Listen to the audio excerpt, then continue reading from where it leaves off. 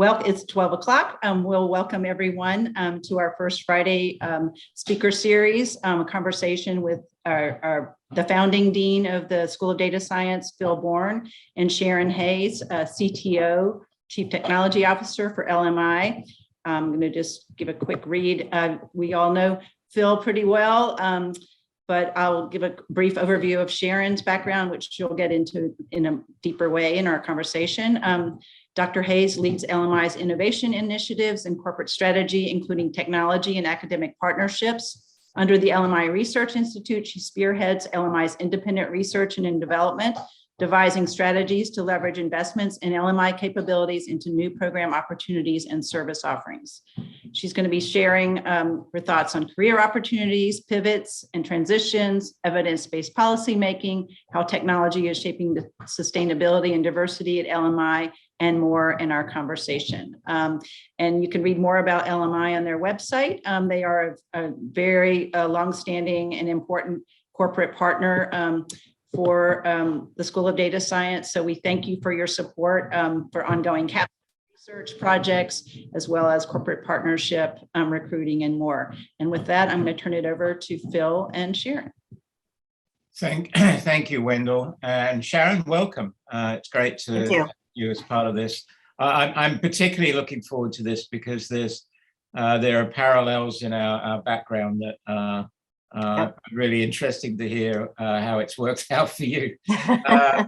And so I look forward to that conversation. As Wendell said, I think the audience is primarily students who are thinking about their career paths or others who are thinking about career paths. So I think that's sort of a bit of the focus here, as well as what the opportunities are with respect to what you're involved with and more generally in data science. So with that in mind, perhaps you could just give us walk us through your career path, starting with education and early work, and then up to your role in LMI. And I'll probably interrupt as we go along. Great. Sorry, I'm interrupting already and you haven't even started yet. No, that's fine. Yeah. I should also say to the audience, please put questions in the chat as we go along on the Q&A. So we'll try and roll those into the conversation as well as do it in the end. So thanks, Sharon. Take us away. Yeah. So I have one of those resumes that whenever I'm interviewing for a new job, the thing I most often hear is, wow, your resume is really interesting. And I think that means unusual, strange, all kinds of different things.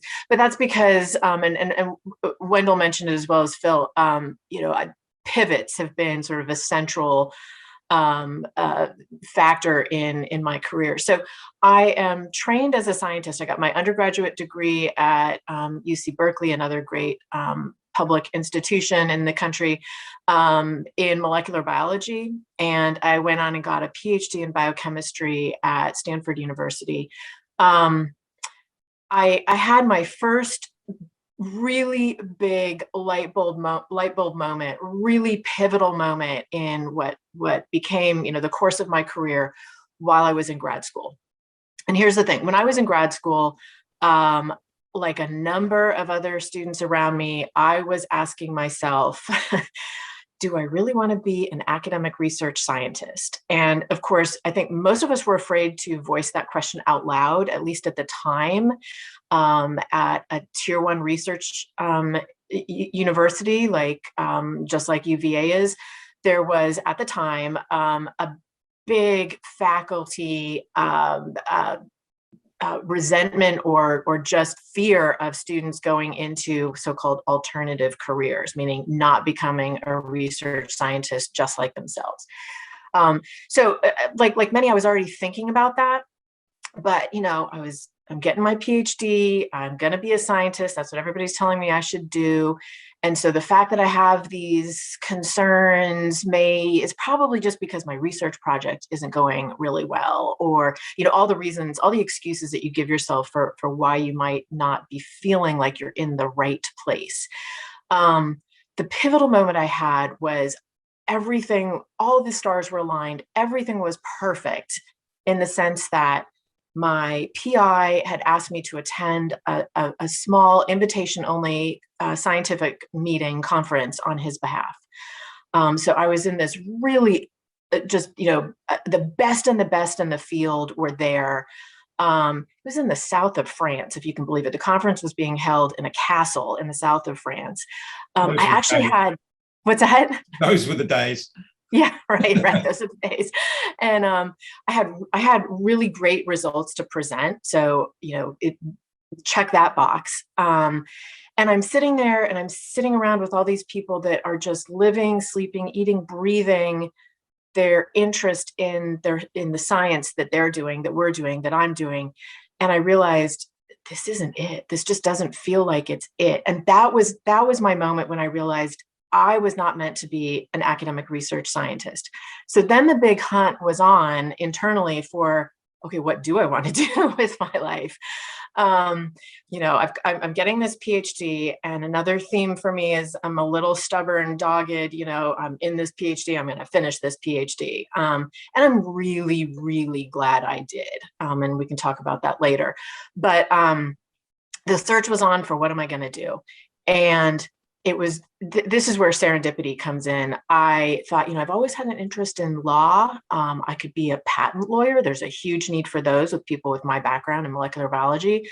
I got out law school applications. I actually took the LSAT, but I looked at that little section on the application that said, what are your extracurricular activities? And I thought, well, what kind of crazy question is that? I'm getting a PhD in a science field. I spend every single waking moment in the laboratory. How on earth would I have any extracurricular activities? But I didn't want to put nothing in there. So I said, I'll join student government. Like, that's easy. You don't even really, you just raise your hand and you get elected, kind of thing. And then I met all these other people that were thinking about the same things I was. Are we really meant to be academic research scientists? Wait, if our professor only retires once and so creates one slot open for all of us, but they trained 30 grad students over the course of their career, the numbers don't seem to make sense. So a lot of people were thinking the same way. Maybe it's my scientific brain, but I said, if we're going to convince the professors and others that this is real and that this is something that they should pay attention to, we're going to need data, because that's what they react to, right? Anecdotes don't do it. We've got to have data. So I embarked on this completely side project that my PI had no idea I was doing until it was all done, where I interviewed pretty much almost all of the graduating PhD students in the biomedical sciences at Stanford University about their career goals, whether they felt they were trained for it, what kind of careers were they thinking about. I got all the data, essentially, that right up until then, we'd only been talking about in terms of anecdotes. I turned that data into a report. I got out my old college statistics manuals to make sure that everything I was doing was rock solid in terms of the analysis of the results, presented it to the faculty. They varying reactions from like, oh, please go sit back down, to, well, that's interesting. We should talk about that more. But what it really led to was, it turns out there was a national discussion going on this very topic.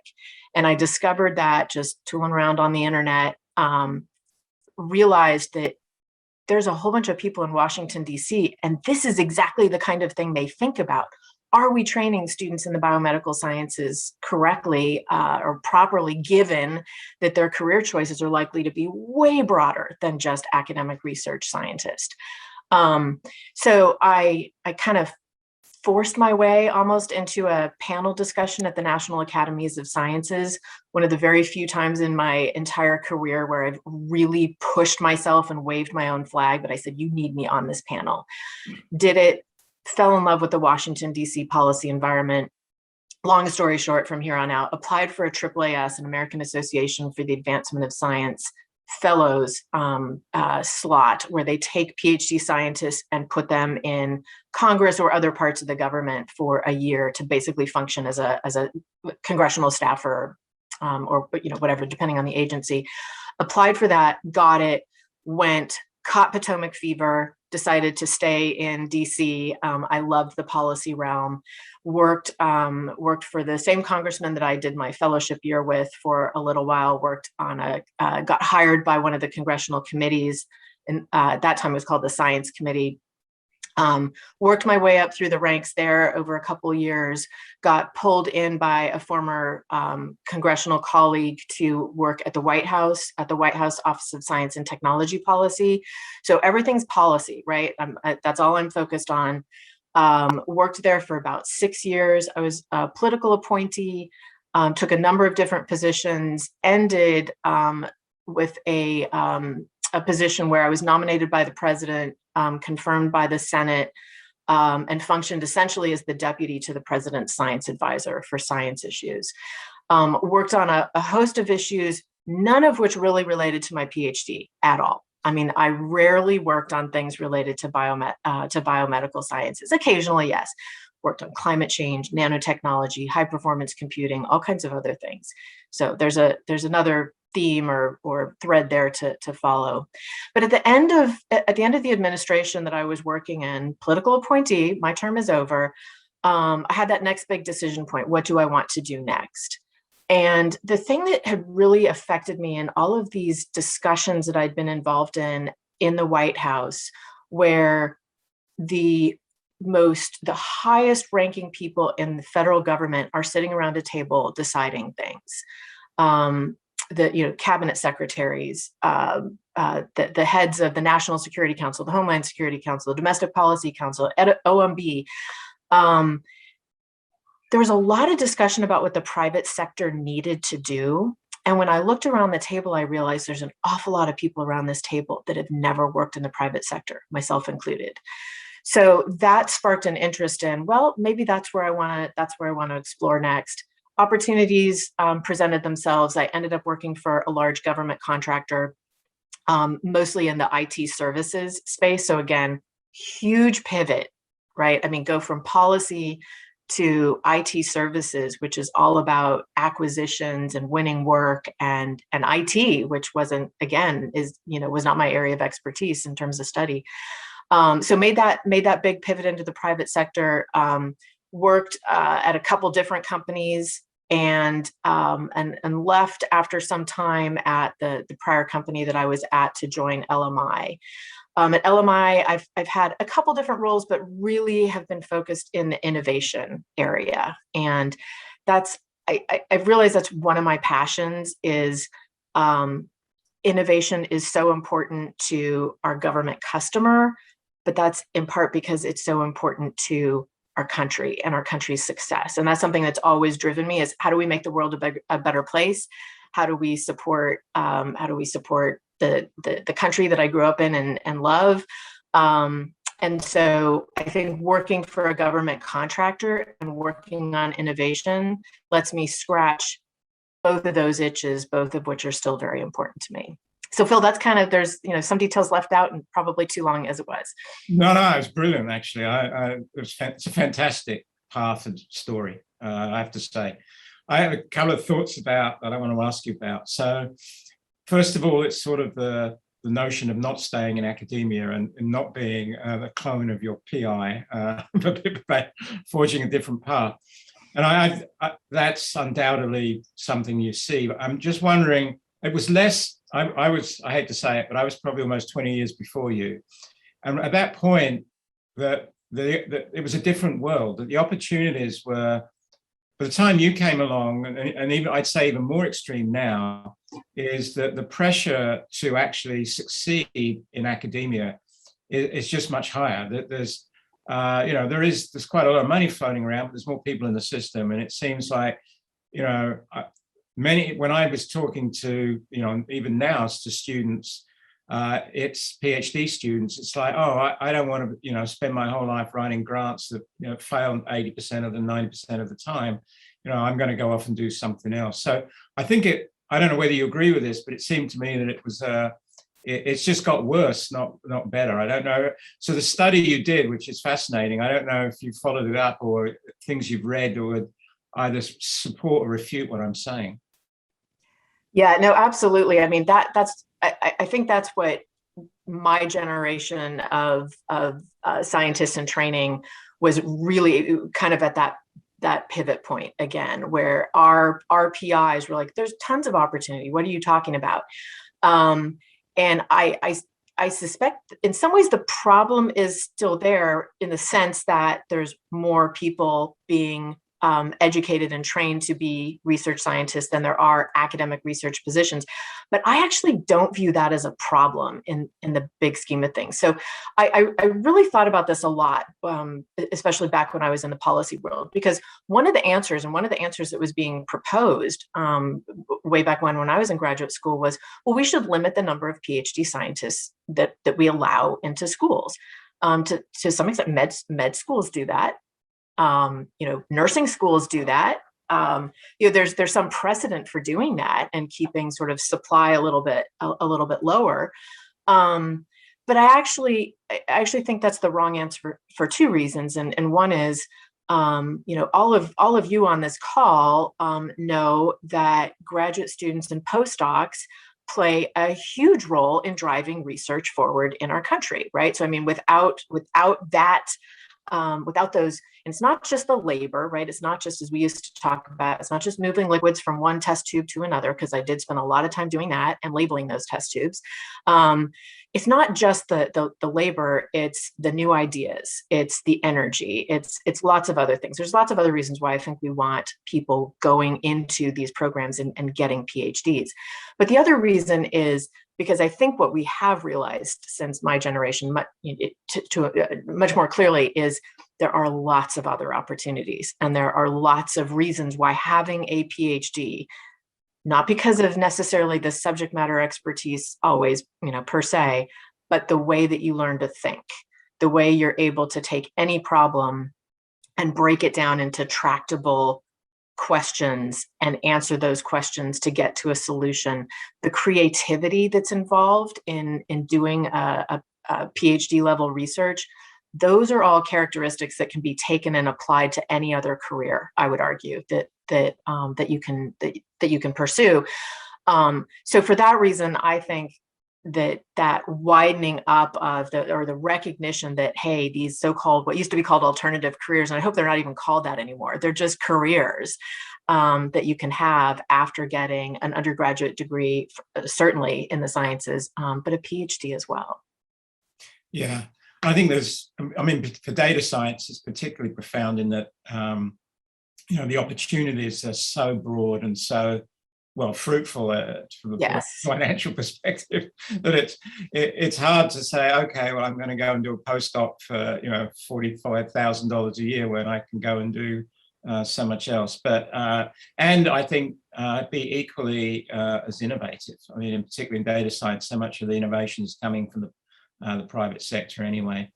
Let me go to your role in government, because having done that myself, I'm particularly intrigued about that.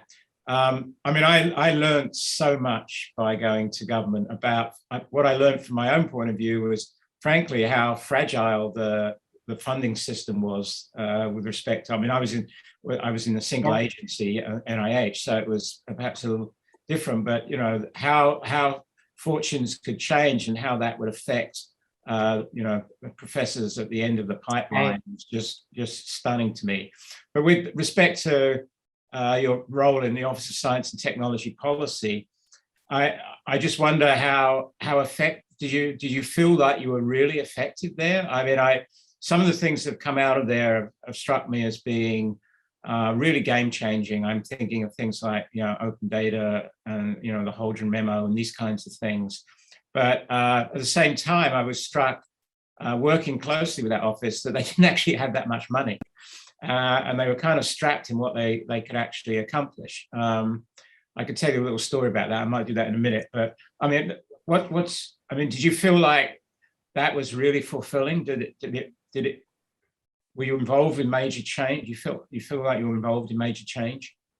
Yeah, I did. And I have to say, I knew that when I left the government and leaving the White House, that In fact, there may have been a moment or two where I wondered, have I peaked too soon? Because I'm not sure it's ever going to be quite this exciting. The reason that I felt that I could actually make a difference at OSTP was, I think, based on a couple of things. But one was that, so I was in the first, or I'm sorry, the second Bush administration, so Republican administration.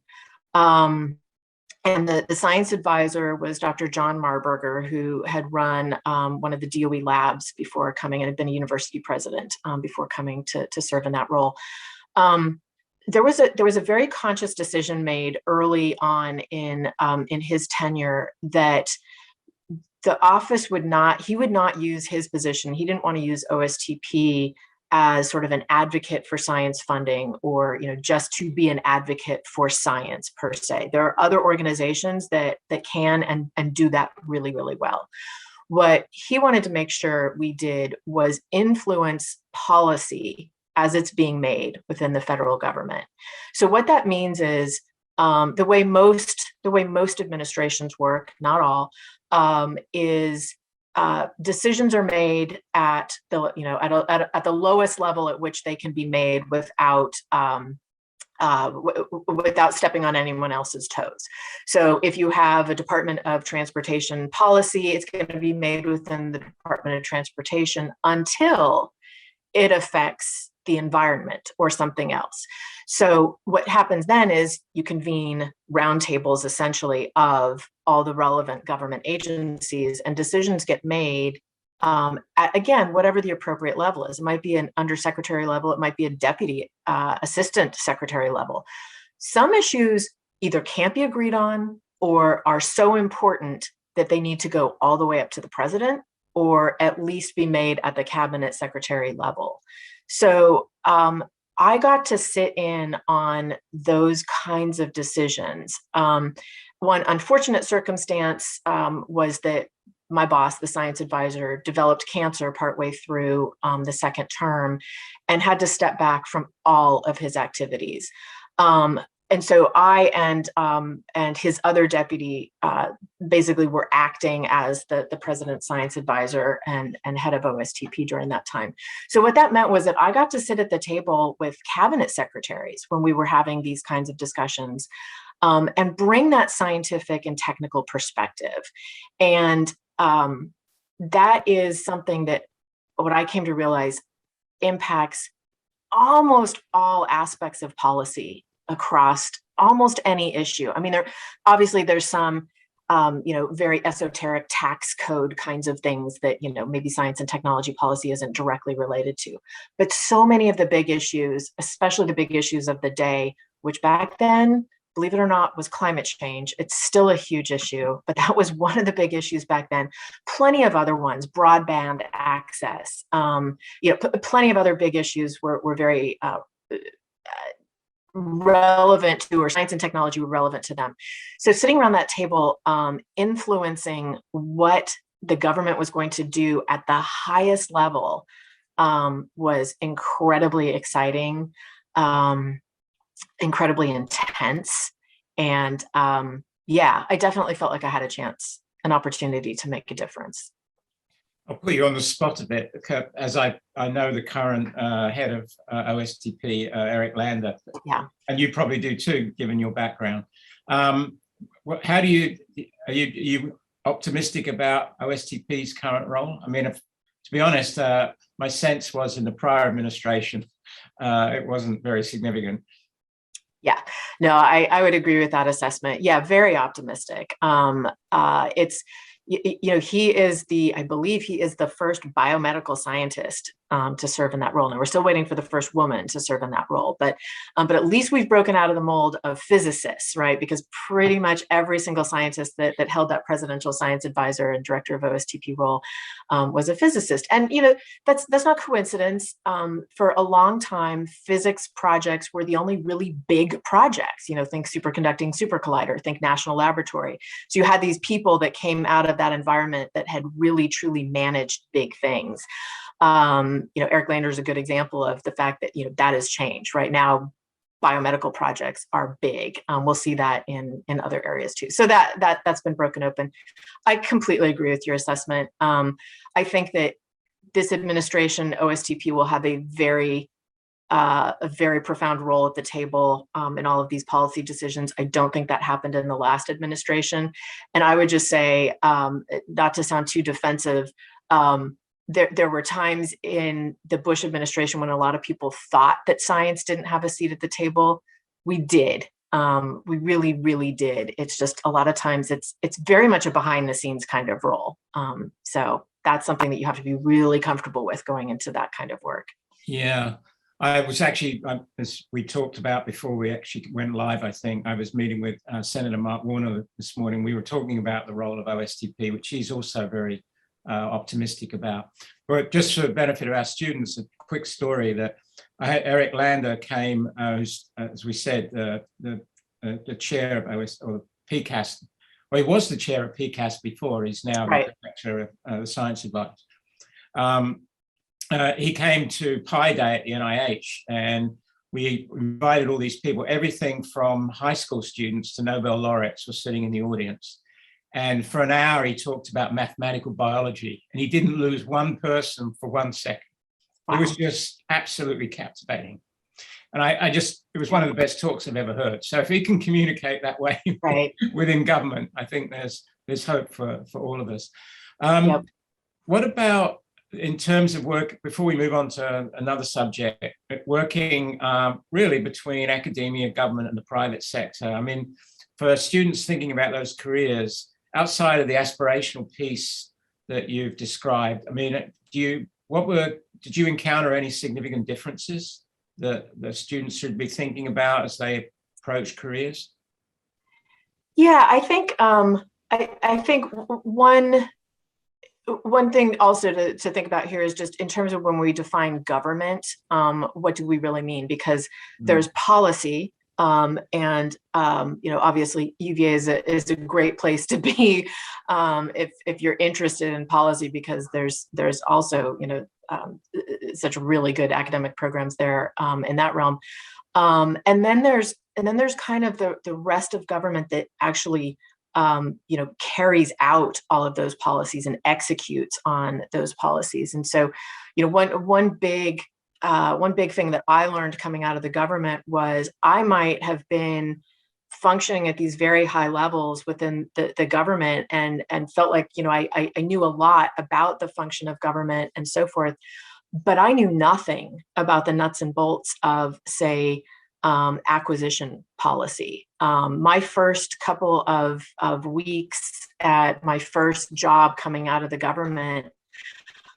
I literally would come out of half a page list of acronyms that I didn't know what they meant. And some of them now, it's laughable. I'm embarrassed because they're so obvious to anyone that works in the acquisition community, does any government contracting, any of those things.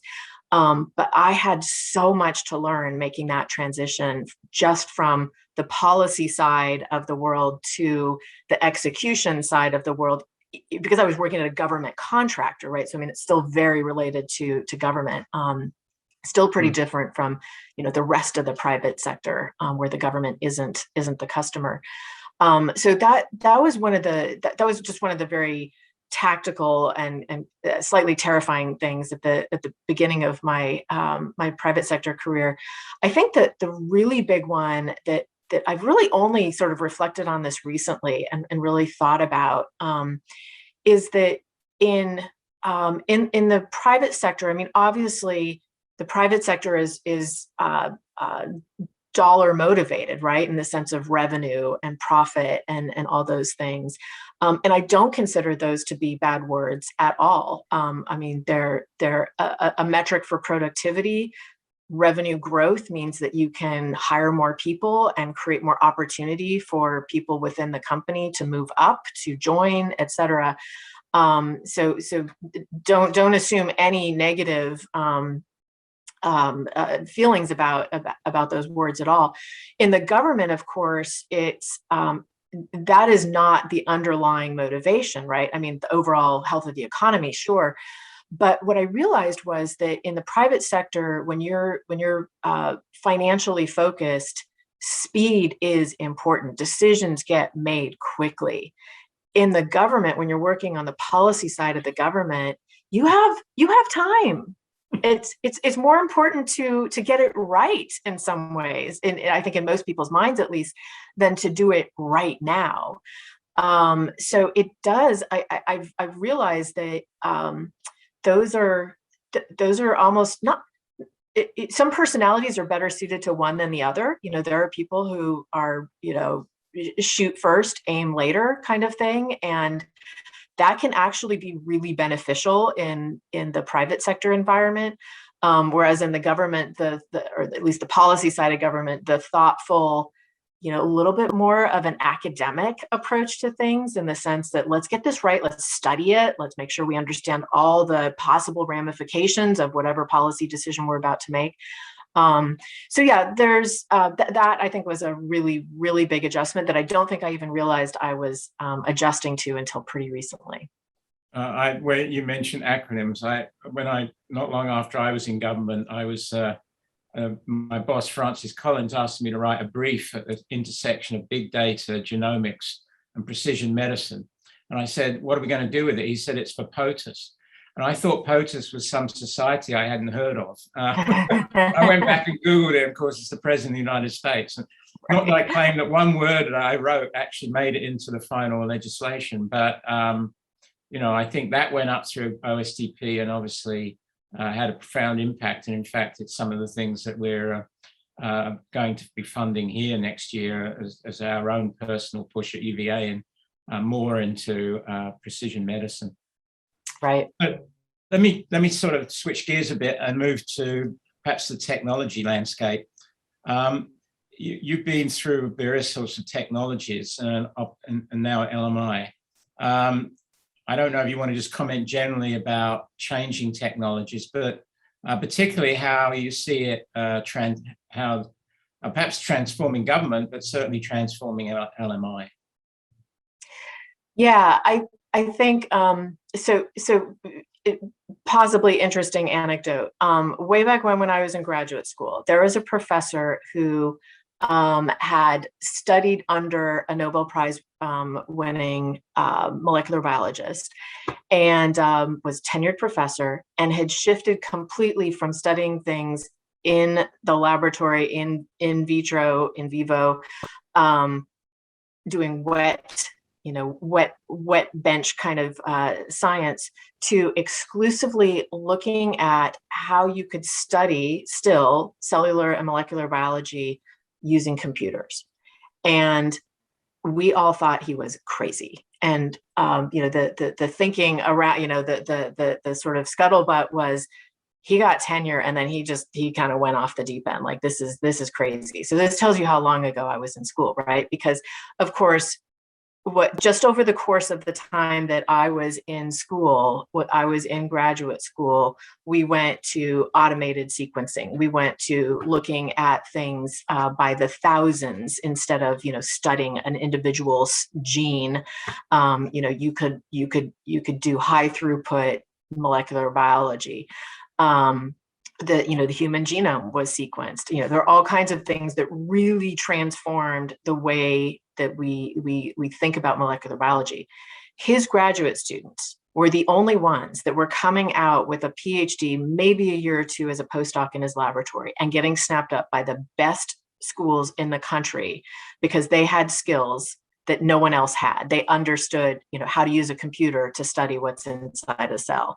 Now, of course, that is an entire field of data science, right? Is understanding how to use genetic sequences, how to use high throughput chemistry, how to use all those things to answer questions like, how do we get medicine that is tailored to the genetics of the individual, so that you can know in advance, hey, 90% of people respond really well to this medication, but 10% won't, or 9% won't. Maybe 1% will actually have a really bad adverse reaction.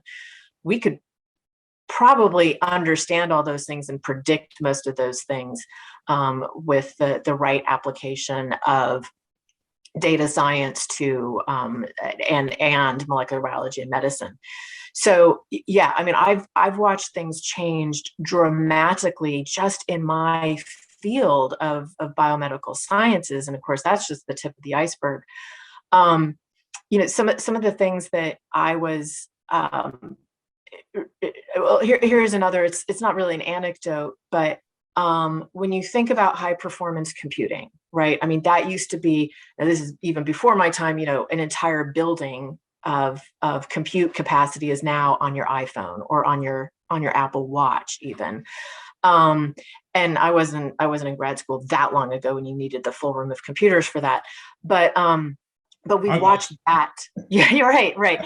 And we've watched that change so dramatically too, right? And so that impacts not just what science you can do, but where you can do it, right? You can do that work at the edge now. So, more and more, and I'm sorry for the background noise, more and more, I think we're going to see, the recognition that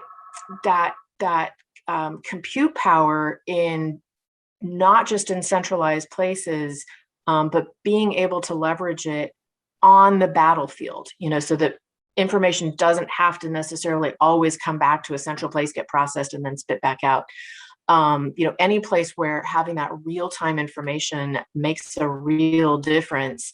That's just an example to me of a field that continues to advance and is a little bit under the surface. You might not think about the compute power that you're using if you're a data scientist or using AI or machine learning or any of those things, but where you're able to do it, I think is continues to be transformative. Certainly the preeminence really of data and data science, the use of those data to drive decisions and information is just fundamental now across all different fields. The government's always a little behind, right?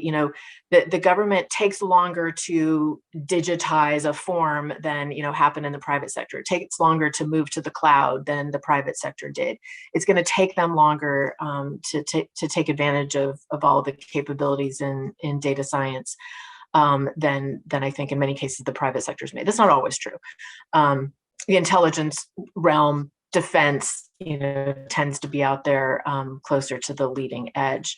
But yeah, I see so many of those things as transformative, not just in their own right, but to so many other fields and so many other decisions. A couple of interesting points you made. One, it made me think that you're right. Everything you described for biology in terms of the use of computers, of course, I resonate with. I was there, right at the beginning. But it was gratifying to know, actually, one of your former colleagues, I'm sure, that Michael Levitt won the Nobel Prize in Physiology and Medicine and is purely a computational person. And I guess that was about 4 or 5 years ago now. Right. So that recognition did come for computation. Right. The other thing about location and this sort of notion of distribution, this is something that it is sort of, I think, and it's not just about the computing, that's part of it, but it's also about the post-COVID world. This is on my mind because we just wrote a blog about the long tail of COVID and how the distribution of people, people want to be in different places than they were before and still be part of an organization, but in a virtual sense. I don't know if you're seeing any of that at LMI, but that's sort of an aside from our discussion, but it's something that I think we're all grappling with. Oh yeah, no, I think it's huge. In fact, I just got off a call right before this about the hybrid work environment and how organizations, companies, the government are all dealing with the post-COVID recognition that hey, people actually can be really productive working from other places, working from home, working from an RV as they, drive around to different campsites, right? It's really, I think it's a recognition that it is really going to help productivity in the long run. I think in some really profound ways, because what it forces and that I think so many of us are not good at. It forces managers and supervisors to focus on what the outcomes are of their employees and not how long are they sitting in that seat. So when you walk around and you see that, like, oh, it looks like everybody's working hard, guess we're doing great. Yeah, who cares whether they're sitting in that seat for 8 hours? The important thing is, what are they getting done? And so that's actually a much more profound change than I think people realize, because it's much harder to do. So yeah, I think that we're going to be seeing that. There's a lot of talk about the Great Resignation right now. The fact that is really scary for any organization, companies. And of course, creates tremendous opportunity for those who want to come into the workforce. So. Our students who are on the call know all about the Great Resignation, because when you have a very thin bench, as we do in a newly founded school, the loss of even one or two people is quite profound, and we've lost at least more than one or two people. So it's the nature of the beast, I'm afraid. Yeah. Just sort of probing a little more in terms of the, I guess, the technology aspect. And I guess it doesn't matter if it's biology or whatever it is. There's the notion that it's sort of driving in some sense. So let's just say in not just in biology, any sort of scientific discipline, it's more and more it's driving the kind of experiments that are done. And it's become, computation has become synergistic, at least in my mind, with the whole process. And I think, but then the sort of next step is when it becomes truly predictive, as it's doing in certain areas. And that strikes me as being, something, and it's not just, it really requires, it's sort of, the notion of generative models, irrespective of where we're talking about, seems to me like a profound change. Do you feel that's coming, and how's LMI thinking about that, and how you think about it? Yeah, no, I agree with you 100%. I think that is the, maybe not the only, but I mean, a really important area of where progress is being made, and where I think there's almost an expectation across many disciplines, many fields, many topics, that they're already there in terms of being able to be predictive, or an assumption that we'll get there. So it's almost one of those things where I think people's expectations might almost be ahead of where the capabilities are, but then the capabilities are also changing and increasing really, really rapidly. So yeah, we're absolutely focused on that. So LMI stands for Logistics Management Institute. And so we have a 60-year history providing support to the federal government, which goes way beyond logistics now, but that is where a lot of the company was and still is focused. And so applying data science, applying predictive analytics to logistics is just an example of where we're merging those two different disciplines together, taking the subject matter knowledge that so many of our employees have in terms of how, say, the Department of Defense, does logistics right now, all the systems that are in place, and applying predictive analytics, determining, how to and where to apply those predictive analytics. Absolutely, that is going to revolutionize is a strong word that might sound, is almost become trivialized, but when you can better predict, when you can start to predict what parts you're going to need way more accurately than we do right now to fix a tank or a plane, or to make sure that something is operational on the battlefield, that's a profound change that saves money, saves time, and in so doing saves lives, et cetera, et cetera. And that's just sort of a military example, but yeah, no, that's a profound area of exploration for us and lots of other folks. So I know that sort of the nagging question I'm sure the students have is, if they're preparing, and you can speak to it from an LMI perspective or more from your own personal perspective, What do you feel that the students, if they come out with let's say a master's degree in data science, what what's important that they, what does the company need and how can they match their skills to it? Yeah, I mean, we're like many companies right now, we're hiring in all kinds of technology areas, not just data science, but that's a definite area of growth for us and many others. I think that I some of the people that I've seen be most successful who have and this applies to more than just data science related fields. It applies to any technology field, I think, and maybe anything.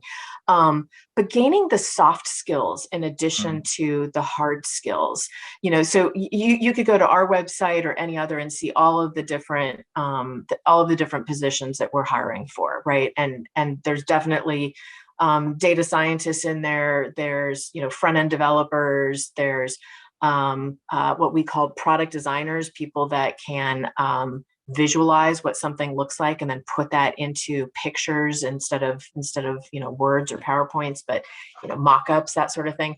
Lots of different roles like that. But the people that not only get those jobs, but then really truly succeed in turning those jobs into a bigger career are the ones that also know how to speak to non-technical people, right? That is, I think, one of the biggest challenges right now in our company, and I think in a lot of other places as well. We have the digital people and we have the subject matter experts. There aren't a lot of people that truly have both skill sets. There are some, and they're worth their weight in gold. But even the folks that can communicate across those, right, that have the digital IQ, we sometimes call it, to understand, maybe they couldn't code, they couldn't write Python code to do something. They at least sort of understand some of the principles behind the algorithms that they need to work in order to have better predictive capabilities. But the same thing goes from the technical side. Being able to present your ideas in a clear way, being able to write well, being able to speak to non-technical people and help them understand, not just get frustrated because they don't understand. Those, I think, are really important ancillary skill sets to have that often determine whether you stay a programmer or develop into something much more. Yeah, we had this discussion a little with our advisory board a couple of weeks ago, who are all private sector experts, and they said exactly the same thing.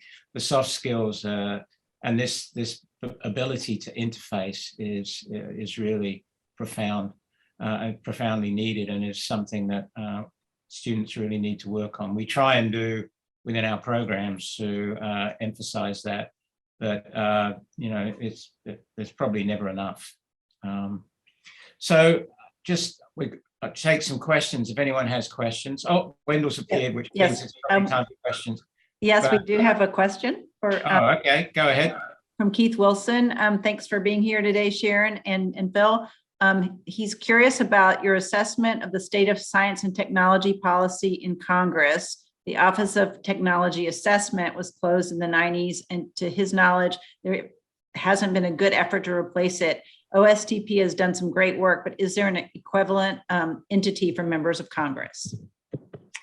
Yeah, that's a great question. OTA, the Office of Technology Assessment, had been disbanded just shortly before I got to Capitol Hill, and so there was a lot of angst about the fact that Congress didn't have that independent scientific assessment themselves. I think the thing that has changed there is that I hope, in fact, the program that I was a part of, the AAAS Congressional Fellows Program, which puts PhD scientists in Congress, I think there's a greater recognition that members of Congress can get scientific and technical information from people on their own staffs, from folks that are part of the Congressional Research Service. So they've hired more scientists over the years, more technology experts over the years. And that the problem with organizations like OTA, or the challenge, I guess, with organizations like OTA is they tend not to move very quickly. And so we talked about that earlier, that, you know, the speed at which things happen in the government is just different than what happens in the private sector. That can be a real problem when you're looking at technical issues, because the private sector may have already gone 3 steps ahead, and now you're dealing with the issues that, you know, that you decided to study 2 years ago when you got the funding to do the study, and so forth. So that might be a bit of an exaggeration, and perhaps not completely fair to OTA, but I think it was that asynchronicity of timing that was really recognized as a big challenge for organizations like OTA. I must say I resonate with the notion that things move more slowly in government. It was something that personally I had difficulty dealing with. I mean, it is true that there was a notion of being more thorough and things needed to be absolutely vetted. But there seems to me that there also needs to be a mechanism to respond more quickly in certain circumstances, and that I had difficulty with. It just didn't seem to exist. But there you go. Yeah, and you know, there's no doubt too that that our representational government in Washington, D.C. is just getting more and more polarized, and that, you know, that is a big challenge. And the reason I raise that, I think it's obvious to everyone, you know, but even way back when I was there, there was still so much more working across party lines to do things. And I think, you know, one of the things about, I don't know that having an OTA, for example, would have made this any different, but there are some things that you see emerging, and you realize this is a really big issue, and it sometimes takes the government a really long time to catch up to it and realize. So, for example, I mean, a big area of sort of passion for me right now is really kind of what was described in the Netflix movie, Social Dilemma, I think it is. But you know, that problem has been recognized for quite a while, and that is that social media and the algorithms that drive what information people see can absolutely bring people to a more polarized position than they would be otherwise. And it can drive them to a more polarized position or way of thinking really, really quickly. So I think that those kinds of policy challenges, which I think are incredibly interesting and critical to our nation's success in the long run, that's almost the kind of thing that would get me back into government to work on those, because I think they are so profound, so important, and so challenging. It's interesting. I mean, you're absolutely right about polarization and the amplification that social media brings to it. In fact, we were having a really interesting lecture yesterday talking about pandemic modeling. And really that modeling in prior work, even down to H1N1, was at a time before we had the influence of social media affecting, you know, so suddenly the problem of how to model becomes so much more complex, but because you've got these external factors that are driving, you know, people to vaccination or not to vaccination, among a whole series of other related activities. So there's an enormous amount to be studied here, and I think you know, our response to it is to really push on the whole area of responsible data science, so that we make sure that, you know, our students are well equipped to think through these issues as they think about embarking on careers that could actually either improve or amplify what is undoubtedly a problematic situation. And I think for students that have an interest in that boundary between the science and policy, I think there will be lots of opportunities in the future to really focus on that boundary. Yeah. Do you have any more questions there, Wendell? If not, I have one here. Yeah, I don't see any more, so go ahead, Phil. I was going to ask you just a little, perhaps to end up with, an issue that is really foremost on our minds, of course, is to make sure that we're training a diverse group of students for the future workforce. And I'm just interested in what, with respect to diversity, equity, inclusion, what you could say about how LMI is responding to that. Yeah, it's definitely an area of focus for us. One of the things that I get to do with in my group is develop new capabilities that we can bring. We can bring them to our government customers. But what's fun about what I get to do is that we spend the company's own money, so not taking government contracts to do it, but we spend our own money to look at problems that we think are going to lead to solutions that the government will need, but they don't know they need yet, or they haven't put aside the money and said, hey, we've got to focus on this area. So I mention that because one of the, so we build prototypes that then we can put in front of government customers and say, what do you think of this? And get their feedback. So one of the prototypes that we actually worked on within the last 6 months or so is with respect to diversity, inclusion, equity, and accessibility. And it's I won't go into the specifics of what we developed. That's not particularly relevant. It's a really complex area. It's a challenging area. It's one that can make people nervous. But I believe it is fundamentally important to everything we do. And I wish I could remember where I read this. It may have been a Harvard Business School study, but it was something from a reputable journal that had studied this. What they discovered was that truly diverse teams outperformed non-diverse teams. Okay, so we may all know that. But what they also found, and this is sort of the important piece, is that diverse teams where they populated the team with not quote unquote the best person necessarily, and I use that with air quotes, right, in terms of what the team leader thought was the most experienced person or the person that has the best education to fit this role. But when they said, actually, that's actually a little bit secondary to getting diversity on this team, those teams outperformed the team of the best person for each role on the job. And I think that speaks to our own, every leader's, inherent and unintentional bias. But I think it also says something about the fact that, we tend to pick people that look like us and think that, those people, that those are the right people, even when we're trying not to. And so when you force yourself to bring diversity onto a team, you outperform other teams. That has really stuck with me. And it's really hard to implement sometimes because so many of our processes are set up differently. But that's where we've got to get to. And we've got to get there for all kinds of reasons, including for our own good. Yeah, no, I think that's a very profound statement you just made. My own experience, I concur with it completely.